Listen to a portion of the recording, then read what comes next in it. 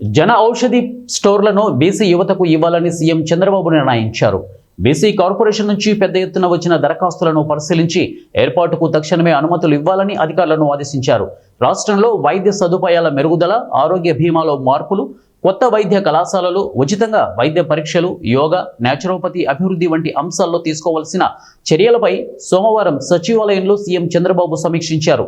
ప్రతి మండలంలో జనరిక్ ఔషధాలు లభించేలా చూడాలన్న సీఎం ఆలోచనకు అనుగుణంగా అధికారులు ప్రతిపాదనలు సూచించడంతో వాటికి వెంటనే ఆమోదం తెలిపారు. ఎన్టీఆర్ వైద్య సేవ కింద 25 లక్షల వరకు వైద్య బీమా అందించే అంశంపైన చర్చించారు.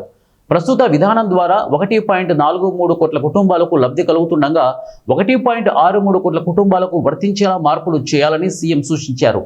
ప్రతి నియోజకవర్గంలో 100 పడకల ఆసుపత్రిని నిర్మించేలా ప్రణాళిక అమలు చేయాలని సీఎం సూచించారు.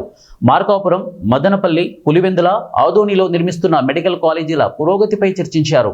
WHO నిర్దేశాల ప్రకారం రాష్ట్రంలో మరో 12,756 పడకలు అందుబాటులోకి తేవాల్సి ఉందని, దీనిపై సమగ్ర అధ్యయనం చేయాలని సూచించారు. 3 రీజనల్ స్టడీ సెంటర్లలో 64 మంది సభ్యుల నియామకానికి అనుమతులు ఇచ్చారు.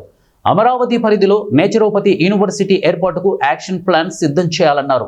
రాష్ట్రంలో ప్రతి ఒక్కరి హెల్త్ ప్రొఫైల్ను రూపొందించేందుకు తలపెట్టిన ఉచిత వైద్య పరీక్షల పైలట్ను ప్రాజెక్టును కుప్పం నియోజకవర్గంలో 45 రోజుల్లో పూర్తి చేయాలని సీఎం ఆదేశించారు. 108 వాహనాల సిబ్బందికి యూనిఫామ్ అమలు చేయాలని నిర్దేశించారు. ఎన్టీఆర్ బేబీ కిట్స్ పథకాన్ని త్వరలోనే అమలు చేసేలా చర్యలు తీసుకోవాలని ఆదేశించారు.